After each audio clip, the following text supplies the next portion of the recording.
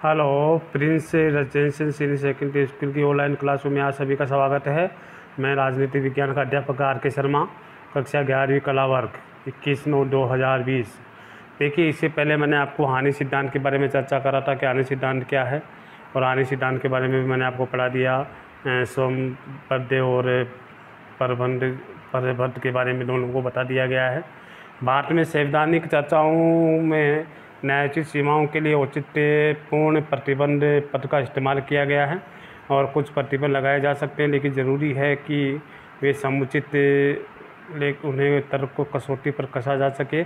ऐसे प्रतिबंध में न तो जो है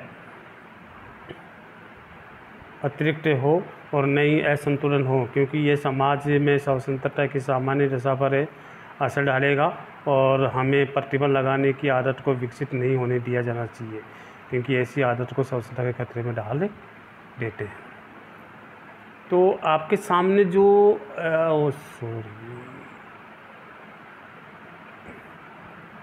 आपके सामने जो चल रहा है कि सकारात्मक और नकारात्मक स्वतंत्रता किसे कहते हैं, इसके बारे में आज चर्चा करेंगे।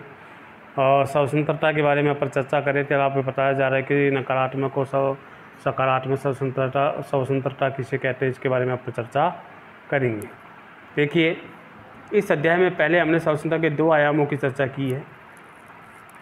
पहला आयाम बाहरी प्रतिबंधों के अभाव के रूप में स्वतंत्रता, और स्वयं को अभिव्यक्त करने के अवसरों के विस्तार के रूप में स्वतंत्रता। राजनीतिक सिद्धांत में नकारात्मक सकारात्मक स्वतंत्रता कहते हैं।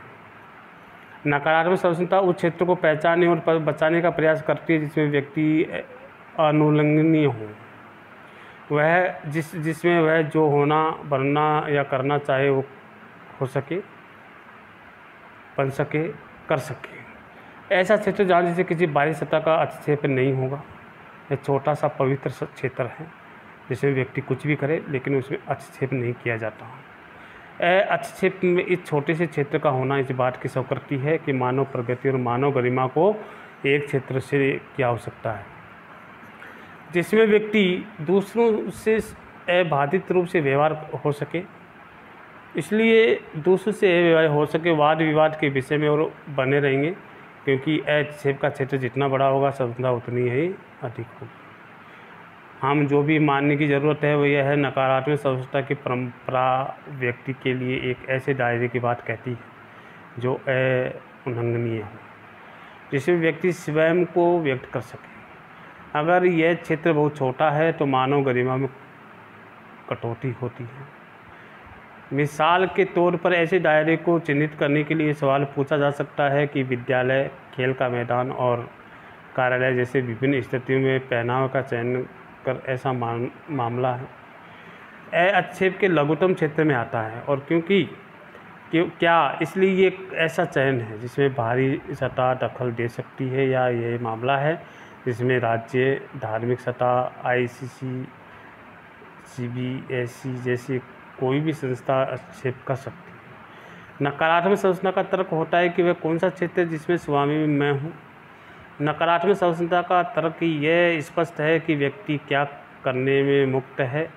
उसका उलट सकारात्मक स्वतंत्रता के तर्क में कुछ करने की स्वतंत्रता के विचार को भी व्याख्या से जुड़ा है।